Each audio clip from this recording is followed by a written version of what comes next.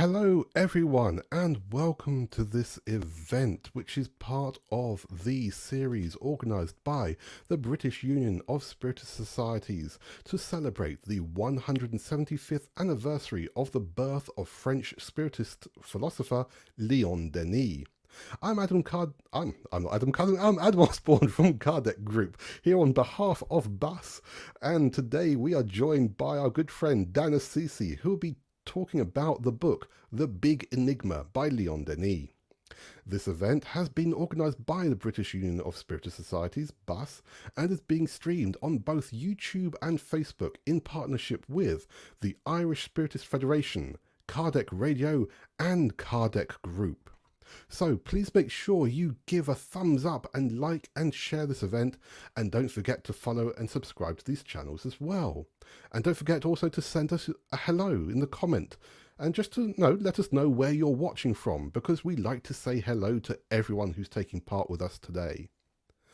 And stay with us until the very end, please, because we do have a few announcements from BUS, as well as a Q&A with Dan. So let's introduce our guest. Dan Assisi is a founding member of the Spiritist Institute and executive director of the Californian Spiritist Association, and has given lectures to many groups around the world. Dan is a host of Spiritist Conversations podcast and is also an award-winning author of Our Road to Damascus, 7 Lessons for a Life of Purpose, which was published last year.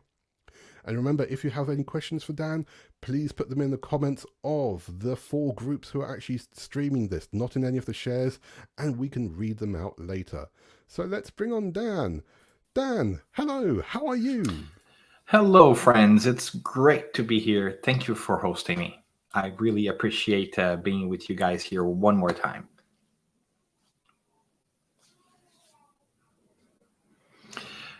Okay.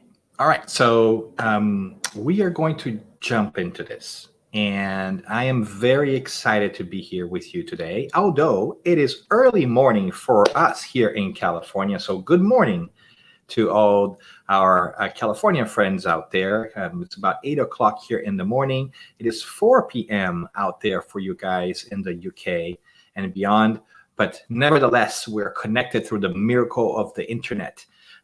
Spanning multiple time zones to be together here today to talk about a wonderful book and to celebrate this incredible figure that is Léon Denis, the poet philosopher of Spiritism. As we celebrate 175 years of Léon Denis, which is an incredible feat for all of us who have a certain flair or a tendency to fall in love with the poetic words of this philosopher thinker that has found a spot not only in history but also in our hearts with his incredibly beautiful words, his sentencings, his noble and incisive thinking, and persuasive arguments that really speak to our minds and to our souls. And today we really want to spend some time chatting about this book that has been translated from the French as The Big Enigma. And I am going to ask for your indulgence and beg your pardon to actually call it The Great Enigma. For me, and as I look at Léon Denis, that word is very important. It's not just a big enigma that we're talking about here. It is the great enigma, the greatest enigma, the most important enigma that we can tackle, that we can think about. And that is how exactly Léon Denis starts his book, when he tells us that in the first line of the first chapter, he puts this question to us: is there a purpose, a law that governs the universe? And by that very sentence and the very chapter, we know that he means business, that he's here to talk about the most consequential question of our age, of our times, of our history, and for ourselves individually. Is there a purpose to it all? Is there something behind the governing of the whole universe, or is it just chance? Are our lives governed by something greater that gives us meaning? Or is it just perchance an act of randomness and chaos that sees the universe go forward? So these are very big ponderings, very big questions. And Denis, not opposed at all to some deep thinking, starts us at the shallow end of the pool by putting this question, and then he throws us deep into thinking about the whole universe so that we can swim for ourselves. But before we go there, before we spend some time, talking about this, I want to take a moment to thank you for inviting me to say hello to some of our friends who are watching from many different places. I want to say hi to my friend Stevan, to Valeria. I see our great Elsa as well. I see Don from Chicago, who's always kind to pop in as well. Thank you so much, friends. Thank you so much for being here. We are really grateful that you have joined us for this moment in time. All right. So, I always like to start by saying that Spiritism has given me two gifts, two incredible gifts, both of which I didn't really expect. One, however, was more unexpected than the other. The first one that perhaps is more expected, more conventional, is that Spiritism has given me a new way of looking at life and the universe that I did not expect. I wasn't expecting to have my paradigm shifted so fundamentally and so greatly by understanding that there is life after life. The way I look at the world today is very different, and that has been an incredibly fulfilling journey to be on. And the second gift that Spiritism has given me, which was very much unexpected, I never really thought possible, was that it connected me to a lot of different people I would not have otherwise met were it not for Spiritism. As we have a chance to be with different people around the world talking about different things, I want to pause and say that I'm very grateful for the friendships that all our UK friends have extended to me, the kindness that they have always shown, and the smiles and the wonderful hosting that you guys have always done. So from the bottom of my heart, thank you. I feel like you are part of my universal family, and it's really great to be able to see you virtually, even if we cannot do that in person just yet, after these two different and very difficult years that we all have had as a society with this pandemic and so forth. And I say that because it's great for us to celebrate the fact that we are still connected, even if virtually. And that is a beautiful thing, because it's actually one of the points of Léon Denis, and we can talk a little bit about that as well. But it's important for us to center back on that idea a little bit as well, because it is also true that this question that Léon Denis poses to us, is there a purpose? Is there a law that governs the entire world and the universe? It's ever more meaningful now in our times. We do have this book being written in the early part of the 20th century, right about the time when we had the First World War, between the first and the second. And so the world was going through a lot of transformation, and Léon Denis talks to us about that. But it is also true that we are also going through a tremendous amount of transformation.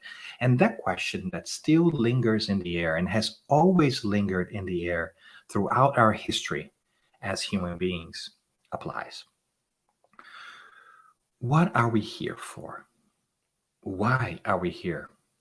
Is there a purpose underlying all of this? That, my friends, is the greatest enigma that there ever was. That is the most important question we can answer. And that is exactly how our French poet, friend, and philosopher talks to us when we open these blessed pages of this wonderful book, Le Grand Enigma, or The Great Enigma, as I prefer to call it. I know that it has been translated as The Big Enigma, and while I appreciate the title, I'm going to ask for some poetic license today to refer to it as The Great Enigma, just because I feel like that matches the essence of Léon Denis a tiny little bit better. So, As we go into our conversation today, I'm hoping not to get carried away too much with the beautiful words of Léon Denis and his poetic sense, and make some time for us to have a conversation about this great question that's lingering in the air and in our souls as well. Because I think that if we can expose the thinking of Léon Denis just a little bit to crack it open for us to dive into it together, it might be a more meaningful and engaging experience to you who might be watching this guy through the screen to participate as well. So let's do this. Let's try to make this as short as possible so that we can have a conversation about what it really means to tackle this great enigma. So if you have a chance or had a chance to read this book, you would have noticed that it's a short book. It is perhaps 120 pages, 130 pages, but it's packed with beautiful and beautiful things. In it, Léon Denis gives us an incredible journey, or leads us through an incredible journey that spans science, that spans self-awareness, and that talks about the importance of self-transformation as well. And it's rare that we can find a approach such as this one when we take a scientific focus, but also marry it with a deeper inner search or inner quest for understanding that is not just rational, but that also speaks to the heart. And that is a beautiful journey that Denis takes us on. And he slowly makes that case to place us in a universe that is not just cold and disparate, that is not just vast and perhaps depressing. No, it's one that's vivid, that is full of colors, that is full of aromas, that is full of scenery, that speaks to our soul within the vast constant.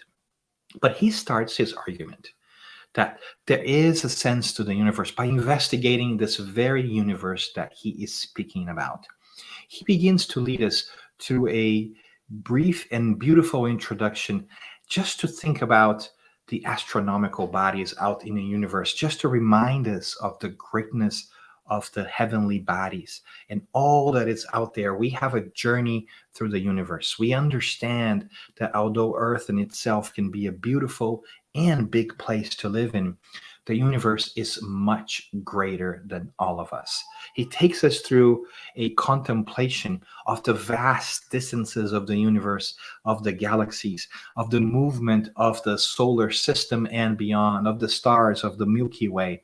He talks about the distances and their magnitude. He reminds us of how large Saturn, for instance, is, and how Jupiter is also humongous, and how many times the Earth could fit inside them, like 700 times, for instance. He reminds us of this vastness of space and the fact that all of these planets and the heavenly bodies are dancing through the galaxy in order and harmony. And that reminds us as well that there is a sense of control, of order that guides all of us. And he starts to dive exactly into that. And he tells us that all of this greatness, all of these systems and everything that is out there needs a starting point. And he asks us, what is that starting point? What is that place? What is that starting point that makes us think? Because as rational beings that we are, we need an understanding of how things work and why they work. That's natural and innate to us. And if that's the case, he starts to show himself as a philosopher that he is. And he brings us through a series of different contemplations and reflections into some beautiful and historical arguments, such as the first unmoved mover that Aristotle first talked about. In this beautiful sentence from early on, he says, we need, therefore, a transcendent first mover to explain how the world works. And what does he mean? What does he mean when he says transcendent, and then also first mover? Well, the first mover is this idea that if everything in the universe has a cause, has an origin, right? Something must have created it. But then if you think about it, well, if I push a shopping cart that is because I propelled it. But I was created by something else. So what created me? And then we started to go backwards in that thinking process to understand how I was created and who created me and so forth. But eventually, our understanding stops at some point because we cannot have an endless line of people pushing things or people creating people and doing things. At one point in time, psychologically and philosophically speaking, we must have had the first unmoved mover, the cause of all things. And he says that that cause is transcendental. That cause transcends our ability to understand it physically. So what he's talking about the concept of God from the beginning. He says that we need to understand this vast universe around us and all the laws that regulate and govern the universe and the physical world and beyond needs a cause. And that transcendental cause is God, the creator, or whatever word you want to use, but he uses the word God. So in his introduction, in his first chapter, he is talking to us about this great question that is necessary for us to tackle if we really are to understand our purpose and meaning in this life and beyond. And he also is introducing to us this idea that for everything else to exist, there must be a centralizing, unifying force. There must be a God. And that is the first creator. And that seems to perhaps very commonplace. Perhaps that's an argument that we made. Well, God created the world. But the beautiful thing is that Denis gets to dive a little bit into science. And he starts talking to us about some concepts in physics and quantum physics today, as we know it, that are beautiful in itself. And he calls actually indirectly upon Einstein here. And when he starts to talk about the role of matter in the universe, and he tells us that all matter can be transformed into energy, and all energy can be condensed into matter. And he begins to weave this relationship between energy and matter to show them that they are not separate from each other, but that they are in fact the same. They're just different manifestations of the same thing. And that is a direct, or I should say indirect, reference to the Einsteinian concept of E equals mc squared, that energy equals mass times the speed of light. That is to say that theoretically speaking, everything that is around us, the matter, is in fact energy in one way, shape, or form. And here he speaks to that being condensed into matter. So he is beginning to make the case that everything around us is in fact energy in different ways. And he goes further and he says, matter can be broken down indefinitely. It is energy made concrete. And he leads us to the greatest thinking at his time, which is still very wonderful at our time, to start to question, what is our physical world made of, after all? Everything around us, if you think about it, the TV, or perhaps the computer monitor, or the mobile device screen that you may be watching this on, it's made of different fragments, different elements of different things. But as we begin to break them down, at the end of the day, they are energy. Because as we begin to understand that everything can be broken down into smaller particles, we arrive at a very beautiful scientific certainty, but a philosophical wonder, which is that the theory that the invisible atom, which stood for 2,000 years as the basis for physics and chemistry, falls apart. That is to say, back in old Greece, when we called the atom, we believed it to be the smallest unit of matter. But now, through our studies, through our scientific explorations into matter, we know that atoms are composed of electrons, neutrons, right?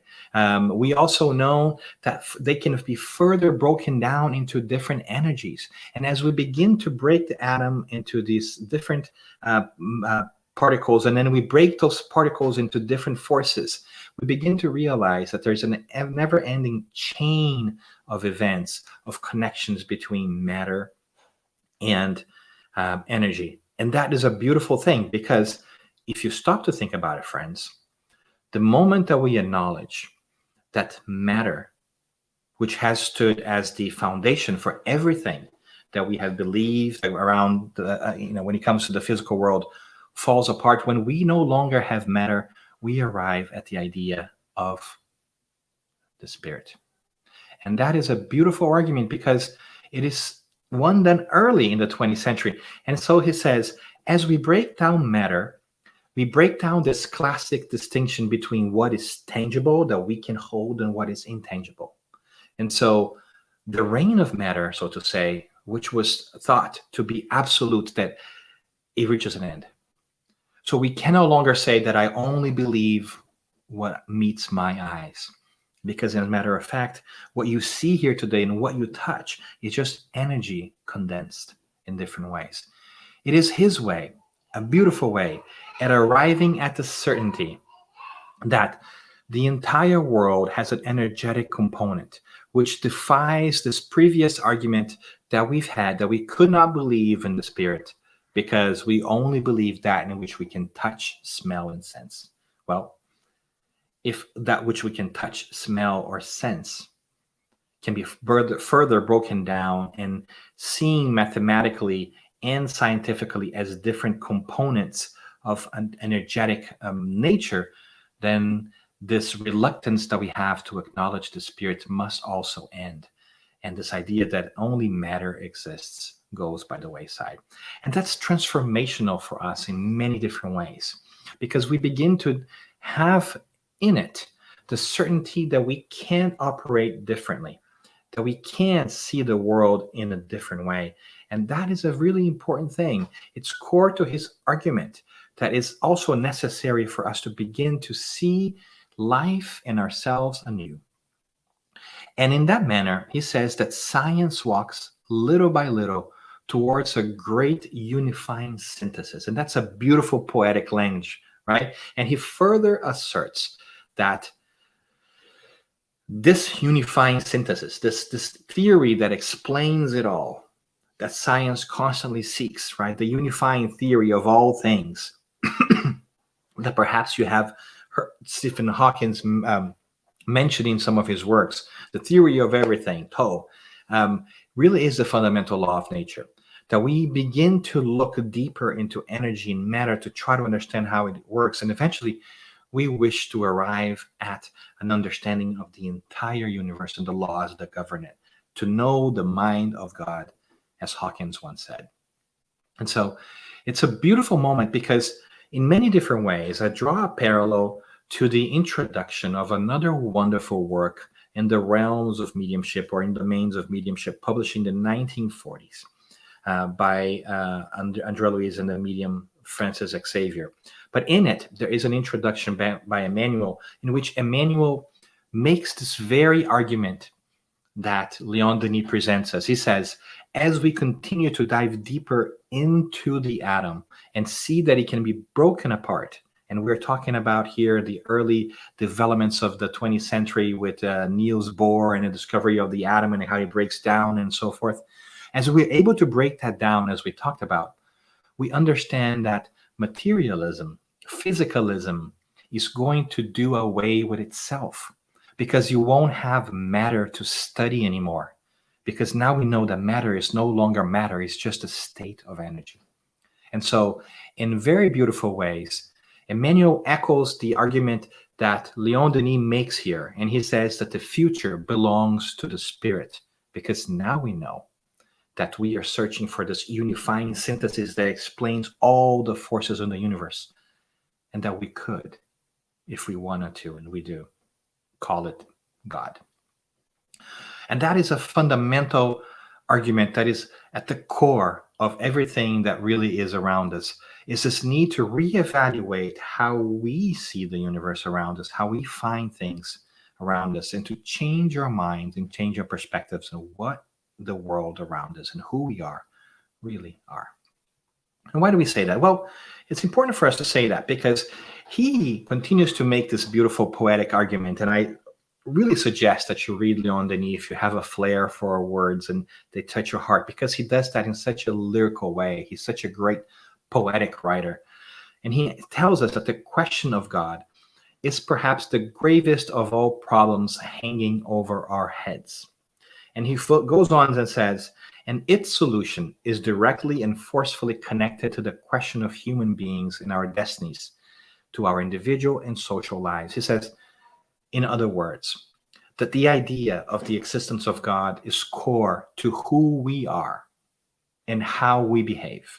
Because how we believe in God, what we believe in, dictates how we act and how we behave in the world. If you believe in God, in a kind and just God, then your actions must necessarily follow that belief, and you must act in a kind and understanding way. He is a true poet of philosophy and of destiny in general, because he makes a direct connection to the beliefs that we hold and the attitudes that we find in our hearts, to the actions that we must employ in our day-to-day lives. And as we begin to think about these wise words of Léon Denis, we begin to see it makes sense. Because if I don't hold in myself an idea of a just and kind God, then my selfish behavior is somewhat justified. If I don't believe in God, then I believe in myself. My ego grows.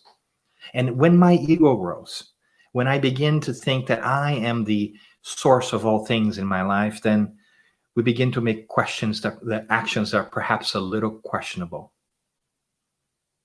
We begin to make decisions that are selfish in nature, and that hurts us in the long term as we understand ourselves to be immortal spirits.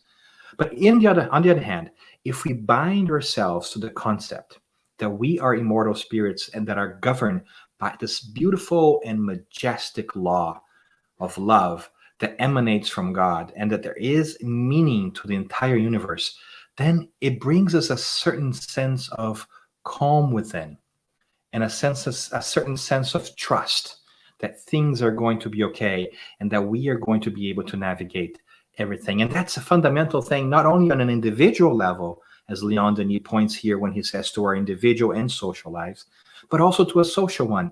Not only does it affect ourselves individually as a human being, Dan, Abby, Elsa, Rihanna, Faye, whoever it is, like, not only does that change our individual lives, but it also changes our collective lives, the way we interact with each other, how we decide to govern and institute controls to guide our society and our collective thinking processes and habits.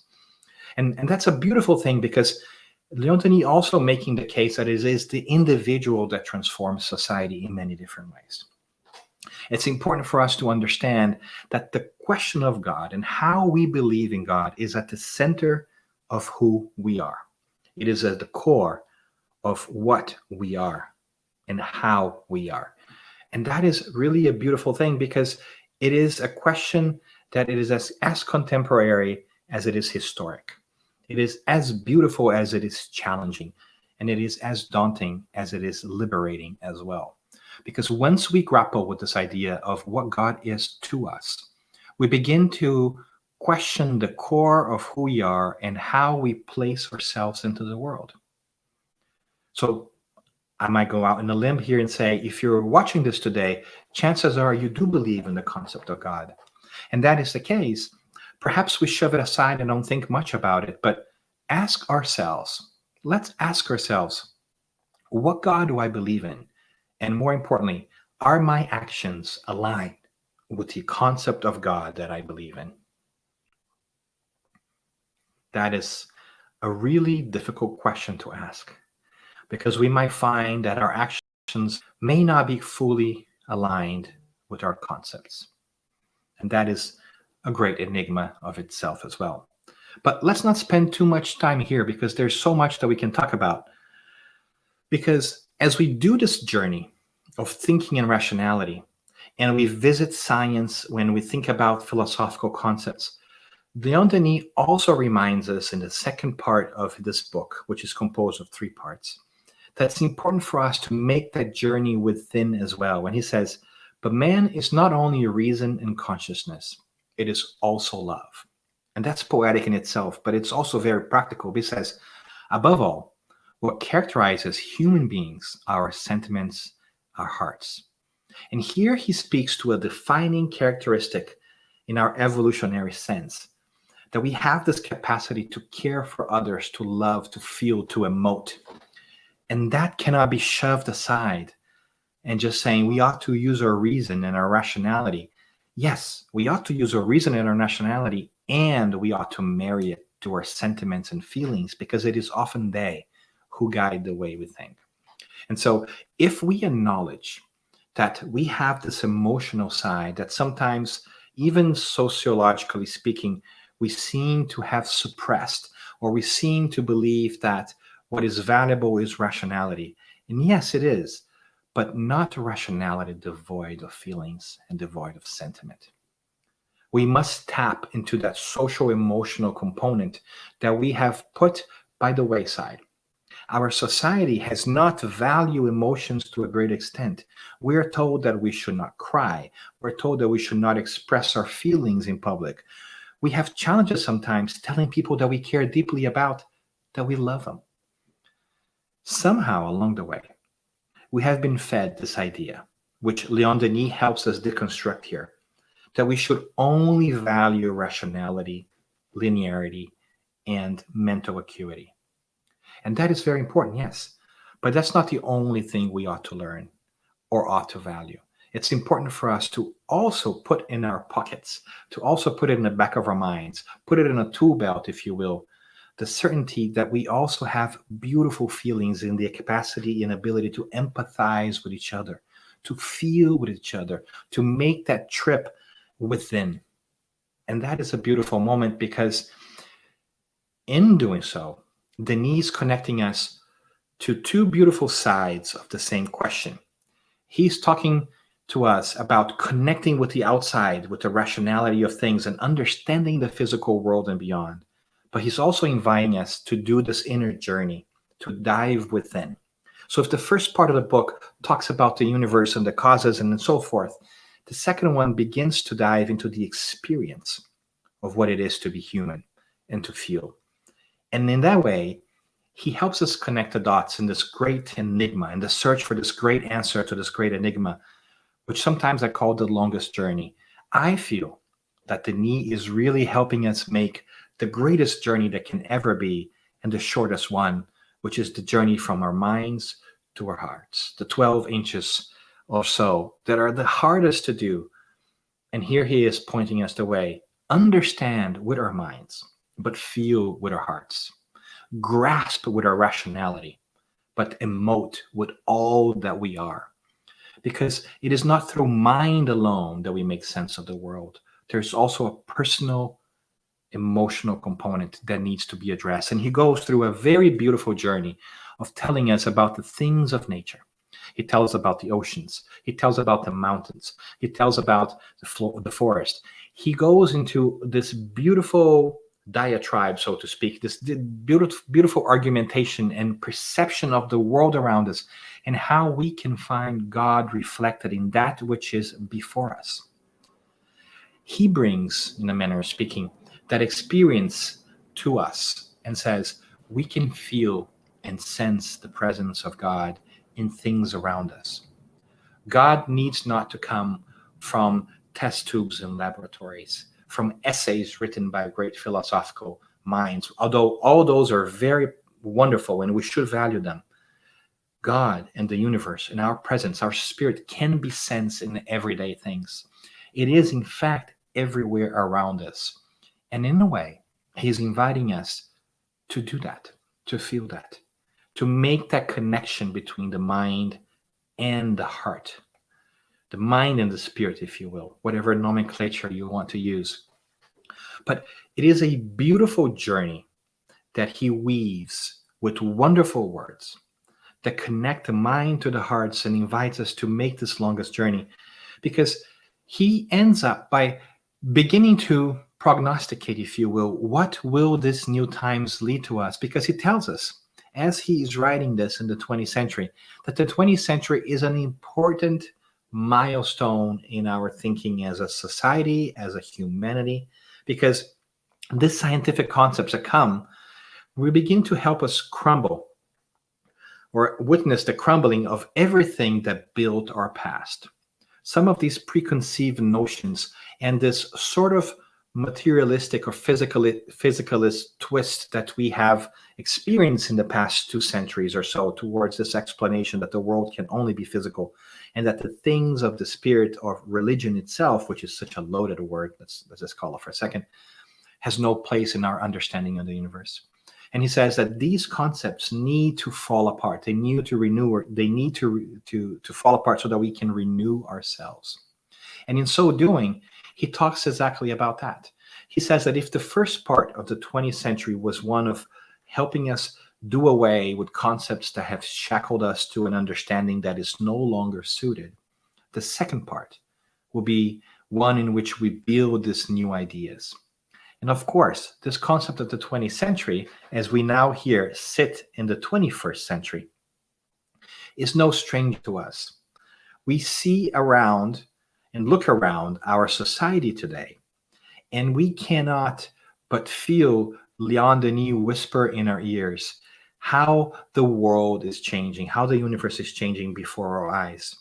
We, my friends, are in this precipice of change, in this threshold of a new era, in this moment where during a pandemic that has led us to question how we are connected to each other and how important our relationships are, that have also led us to question if the world that we left before the pandemic is really the best world to return to.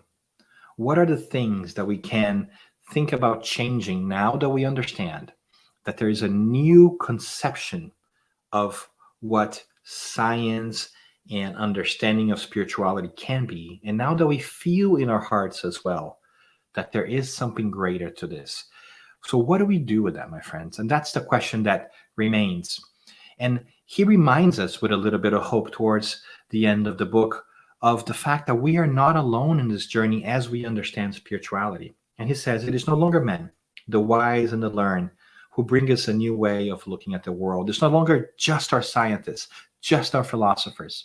It is the geniuses of space, that is to say, it is the spirits which we have come to interact with through mediumship, through the understanding of the spiritual world that Spiritism brings us.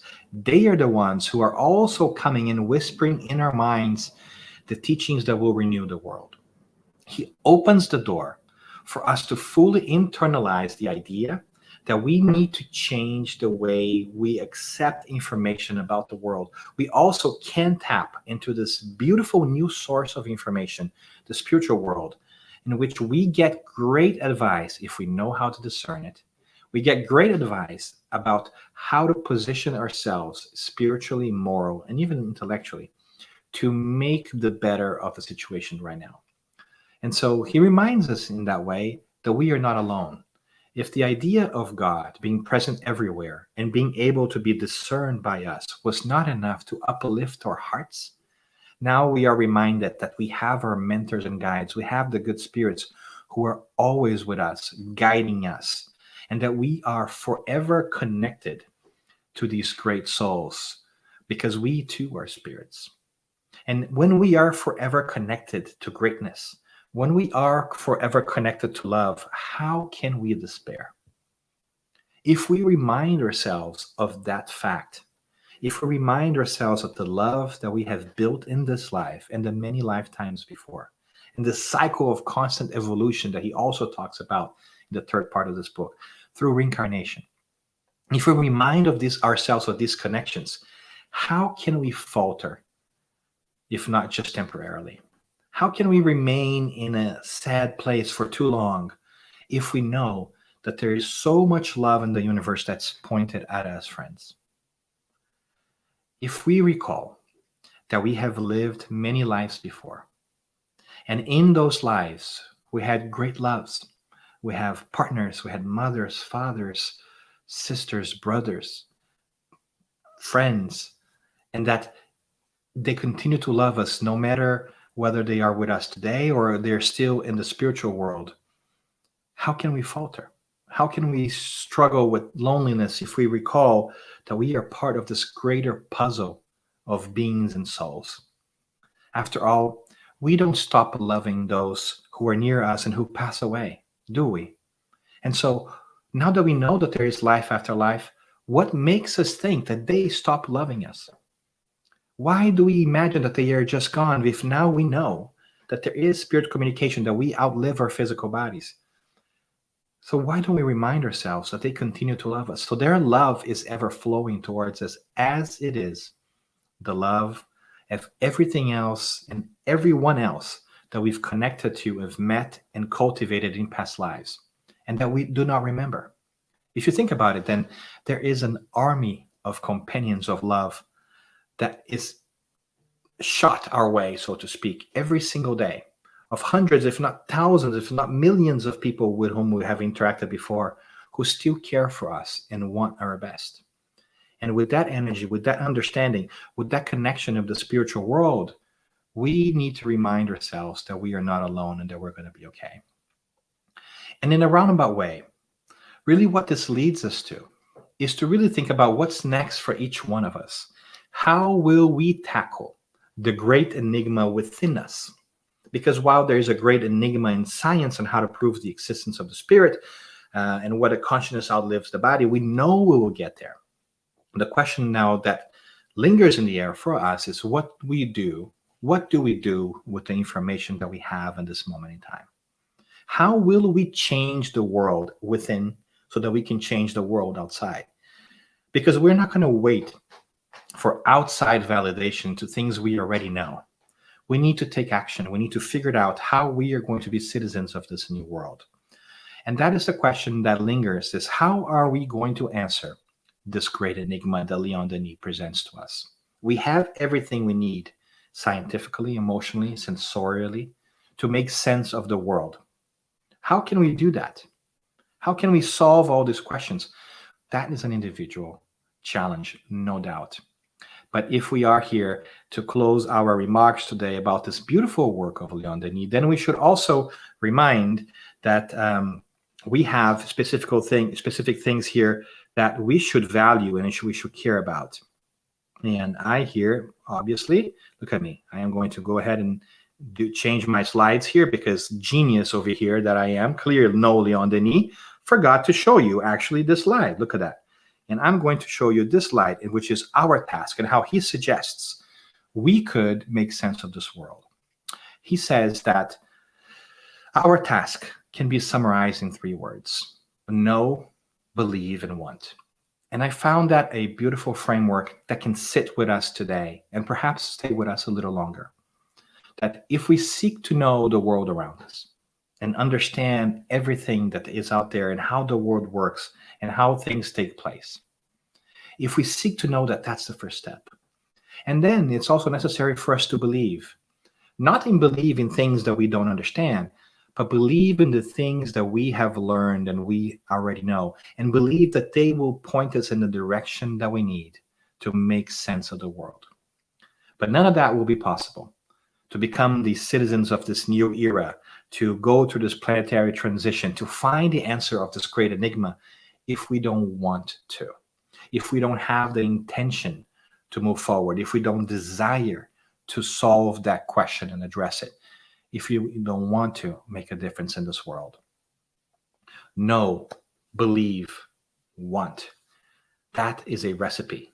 Léon Denis whispers in our ears that we can continue to understand and perhaps digest over these coming days, months, and years as we think about our role in this new place of answering this great enigma.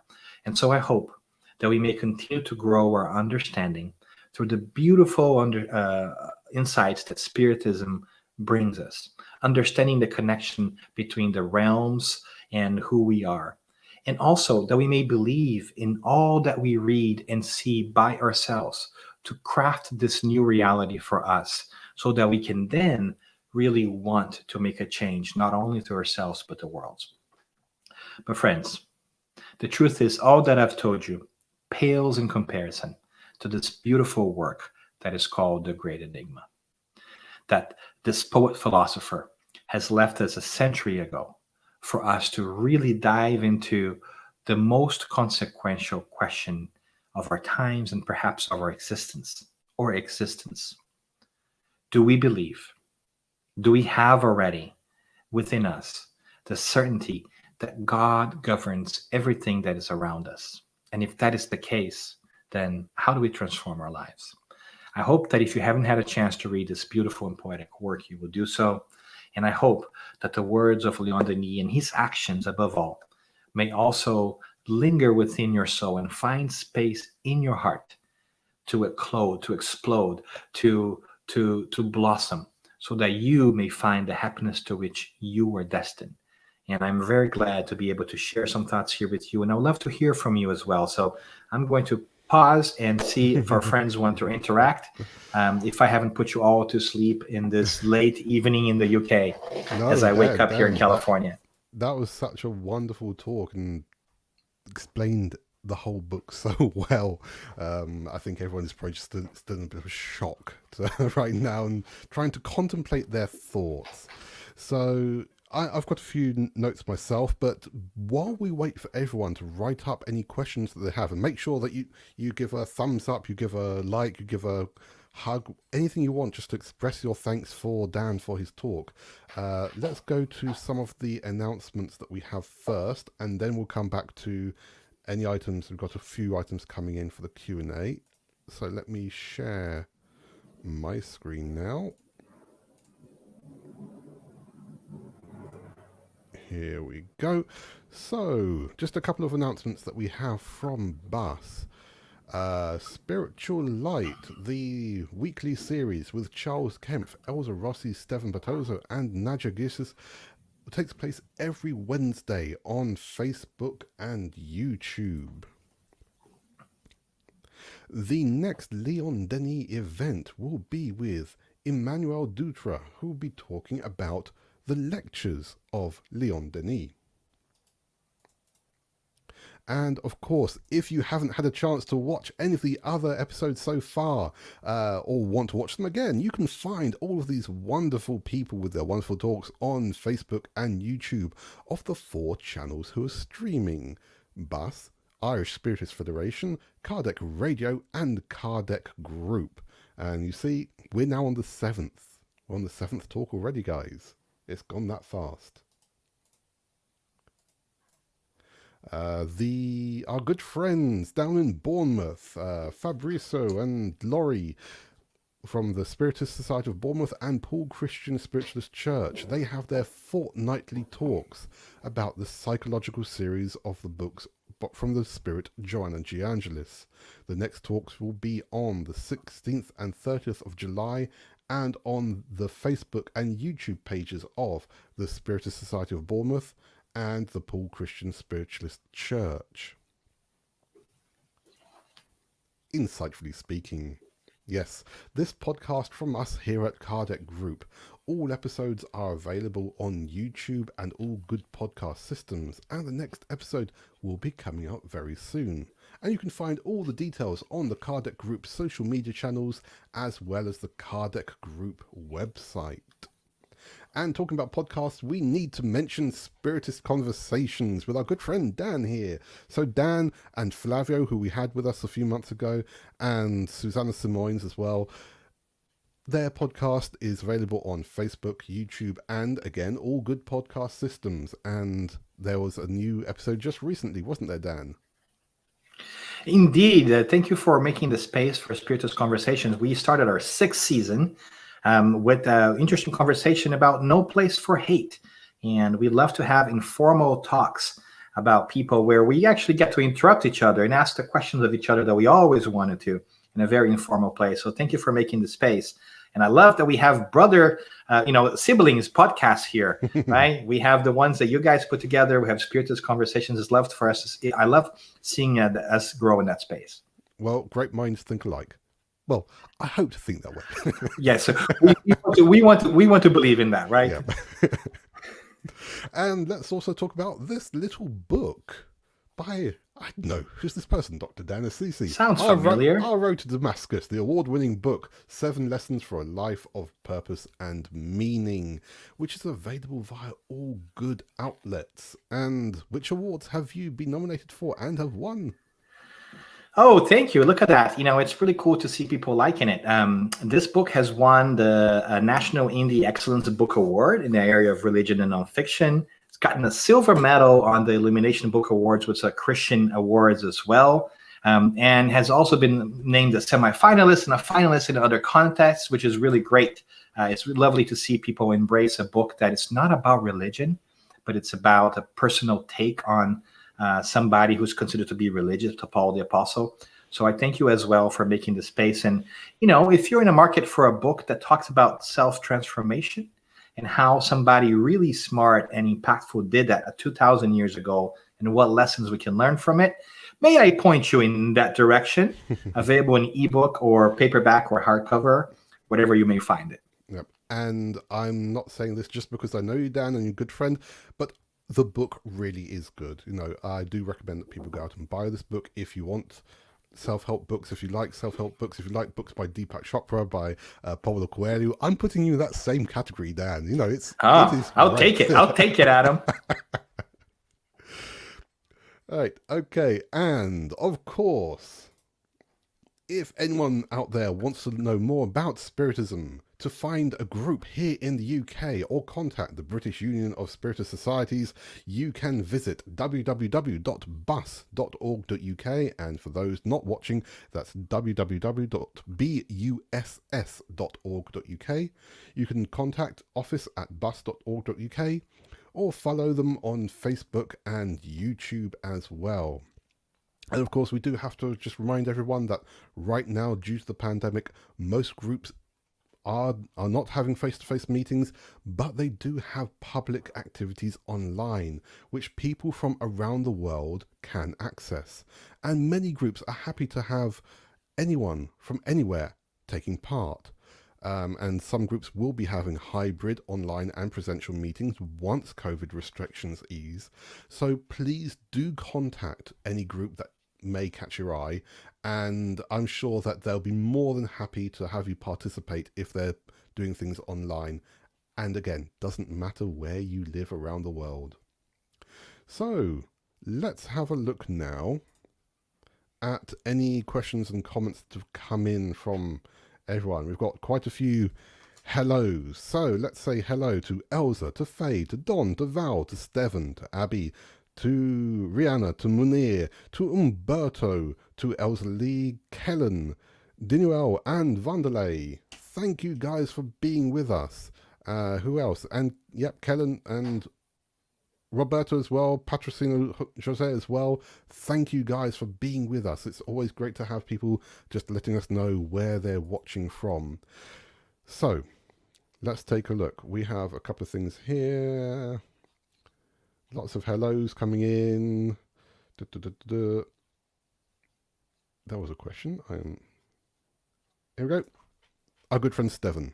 Dan, in your opinion, how should we prepare ourselves to face our big enigma?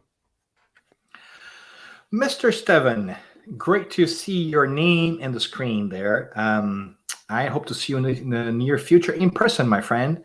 That's a great question, which I think Léon Denis answers to us beautifully, better than I could ever have. By marrying this two different aspects that we have within ourselves, our sensing and perceiving and our intellecting and understanding of the world, by marrying our knowledge and seeking more knowledge of the world around us and how it works, but also taking time for it to settle. And I think that, as Denis does a wonderful job of reminding us of that in the second part of the book, when he talks about nature and the different ways in which we can feel the presence of God as well. I'm reminded of this wonderful psalm that I like from the Old Testament, of course. And it's funny because I'm not an Old Testament kind of guy, but the Psalms sometimes are really nice. And I think it's Psalm 46 or 42. I think it's 46. And says, "Be still and know that I am God." And I think that begs the question that is one that we don't make time for in our current world, which is, are we making enough time in our lives to just sit with the question, to just reflect and let it simmer, so to say? We move so fast sometimes. We're always looking for outside things to occupy our minds, noises to fill our ears, visions to kind be in front of our eyes, and we don't make a lot of time for quietness, for peace, for just silence, so that we have space to breathe, spiritually speaking. And so I wonder if that's not a great tool that we can leverage to solve this great enigma, because many of us have been exposed to convincing arguments from an intellective and cognitive way that there is indeed a creator for the universe. Some of us have already gotten it mentally. The question is, are we making space for that in our hearts? And then are we acting accordingly? And I think reflection is the key here. I sometimes say jokingly, half jokingly, that it dawned on me that I might spend more time in this lifetime brushing my teeth than thinking about God, right? Because at least brushing my teeth, we should be doing it twice a day for 2 minutes each. And so do we spend 4 minutes every day even thinking about ourselves spiritually? Do we make that time for us? I mean, 5 minutes sounds almost so little. It goes by so quick, yet we don't devote that much time to the things of the spirit. So I wonder if one tool that we could use is to, of course, read wonderful books and works such as the one of Léon Denis, which we had the pleasure of reviewing in the 7 different talks that BUS, Kardec Group, and the Irish Federation are bringing together, right? But let's make time for reflection too. Yeah, absolutely. And it is important for us to make time for reflection, though, even if it's just a couple of minutes each day for meditation. So many people saying how important that is right now for us. Just bring up a couple of hellos and thank yous as well. We have Mackenzie Mello as well, who we forgot to mention. And, everyone's loved to talk. But well, and we should say hi to our friend Mackenzie, also a brother from a different mother. Mackenzie does a beautiful job at out there in Massachusetts, and every year he puts together a series of events he calls Gillespie. And it's a beautiful opportunity also to broaden your understanding of different topics. So if you're interested, go say hello to Mackenzie and our little spot of light out there in Peabody, Massachusetts. Great, yeah. Okay. Where is the other question? The other question we have is from Faye. Faye asks, Dan, in your view, how could Denis see the connection between the scientific thought of his time and cosmos or creation? Faye, what a beautiful and deep question. And I think that this is the kind of question that Léon Denis would eat up for breakfast, right? He would love that question because I think that's his sweet spot. He does such a beautiful job of connecting these two seemingly separate topics, right? Scientific thought and this inner tendency or inner propensity to look inside. And if we are curious about how this particular work, for instance, came about, if we read the introduction, he says some beautiful things. He says, "Here's how this book came about. I was walking in the Côte d'Azur, right, in the coast of Provence, and in a beautiful evening afternoon, just pondering about life and seeing the sun setting in the ocean and the moon rising in the beautiful blue sky." And he describes in ways that only Léon Denis can. And he says, and I felt, the wind blowing, and I heard it in my mind, write a little book about everything that humans need to know, and we will inspire you, right? So I think that we ought to say that no doubt Léon Denis was greatly inspired when writing his books, as he often is, such a lyrical and beautiful tone. It's almost like he's writing poetry in prose, right? He is that kind of a good writer. And I imagine, for the little that I can understand in French, of how beautiful it is in French, right? But I think that that's the beauty of Denis. He sees this connection between science and the beauty of the cosmos. He has done us a great favor in reminding us that we need to refute this somewhat crazy assumption we have made over these past 2 centuries, that science and spirituality are things that are on separate ends or different ends of the spectrum. That if you believe in science, you cannot be a follower of religion, or if you believe in religion, you cannot dive into science. Léon Denis says, no, that's not the case, because in fact, he prognosticates that the more we look into science, the more we'll see God. And that is a beautiful approach, one that I think resonates really well with the Spiritist perspective. Because after all, Spiritism has come from a DNA of inquiry, right? The Spiritism has come from trying to understand phenomena that were taking place and make sense of it. It didn't come from a religious perspective. It didn't come from somebody saying, I'm going to create a new way of thinking. It was like, hey, these weird phenomena are taking place. Let's check it out, right? And what does this mean? Well, there must be fraud here. Let's investigate this fraud thing. And whoa, hold on a second. There is no fraud. There's actually, intelligent phenomena taking place. And if intelligent phenomena are taking place, then the cause must be intelligent. There must be a reason behind this. And so that's what really fascinates me about Spiritism. And I'm going to bet my bottom dollar there, as we say, that's also what called Denis into Spiritism, is this understanding that we can make sense of the world, of ourselves as spiritists, as spirits, as spiritualists, as whatever the heck we call ourselves, by looking at science and then applying it to our moral and spiritual lives. And I think that's what Denis does so well. And I think that in the future, as we're seeing today, we are going to be seeing a lot of scientists, a lot of philosophers making the case for this connection with God and the great spiritual peace. Because as Denis hints at us, the farther we look down into matter, the less matter or material it is. It's more energetic. And as we go into the realm of energies, it really becomes so subtle and so small and unquantifiable for our lay brains to grasp, that we arrive at this idea of the spirit. It's a beautiful thing. So I really appreciate Denis and what he does best, which is to bring some beautiful and deep thoughts that were well researched. I mean, he was a philosopher. He was really a well-read man. If you read his works, he will cite other works. He'll reference other works that are very interesting in themselves. But he does that with such a soul, right? A soulful approach. He brings his heart to bear in examining all of that. It is truly amazing. He's a special guy.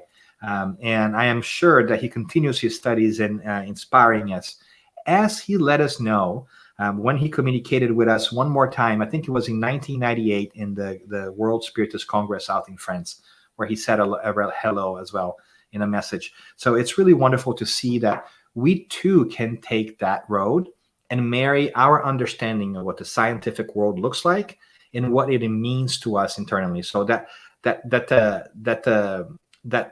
formula he gives us, right? Know, believe, and want. It's still pretty powerful. Let's seek out knowledge. Let's stand on that knowledge and believe that it can take us places. And then let's act. Let's do something different.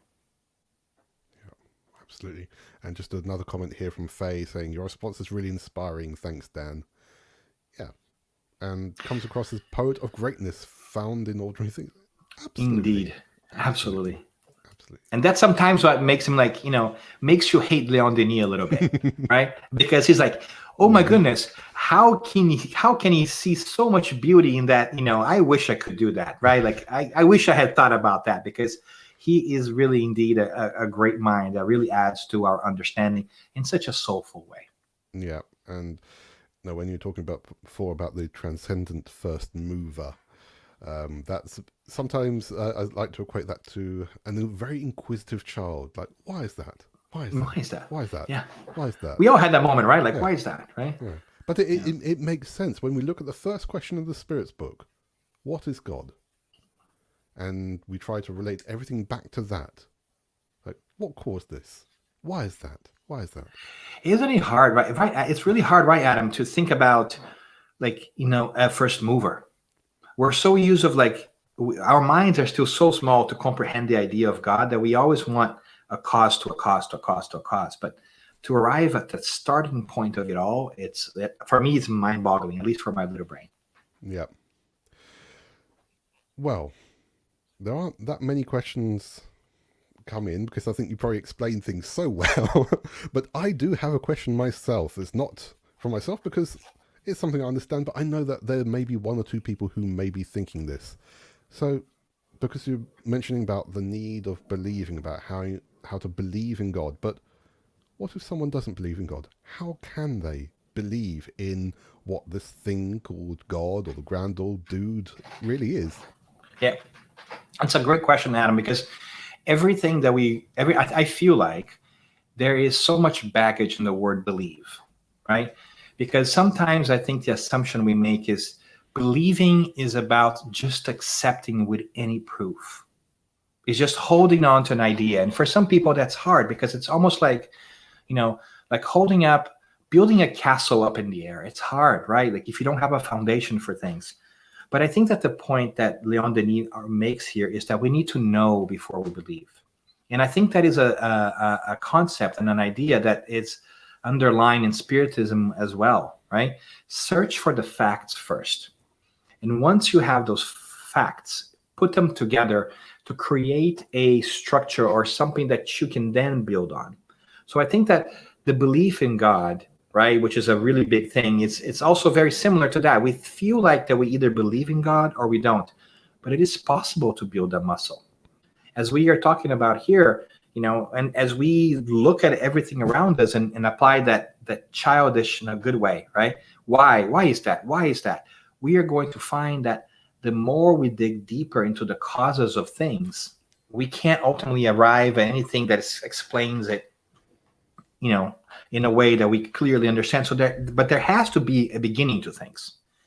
And that beginning to things is God, philosophically speaking.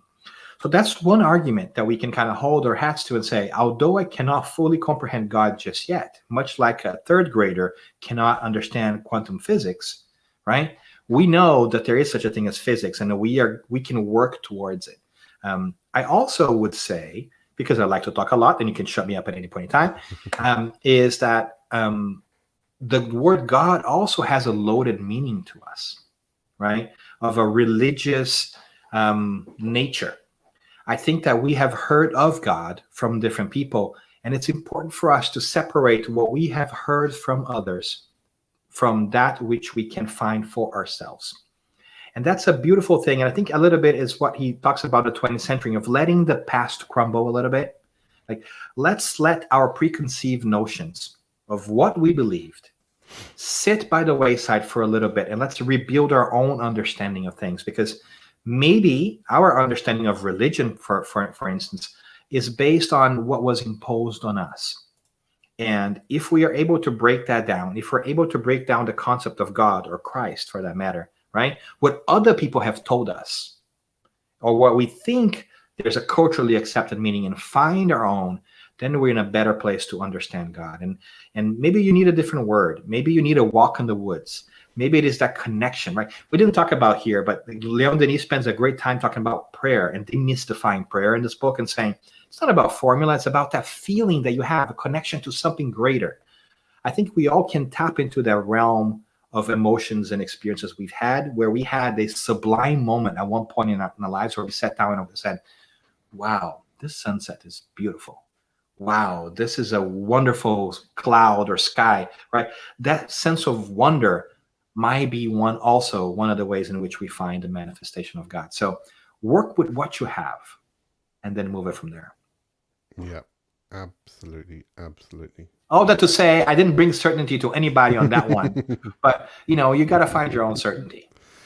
Yeah, we have to find the own truths within ourselves, but obviously we have all this great literature around to help us. And our good friend Umberto said, Léon Denis never disappoints. Never. It does. Umberto is once again very right. A philosopher of great caliber himself, right? Greatly apt to talk about our resident philosopher, right? Léon Denis here. Very true. He is incredibly wide in terms of his reach, Léon Denis, right? And so deep as well. There's always a little bit of a treasure to be found there when you read anything by Denis. Yeah, absolutely. Well, I think that's it.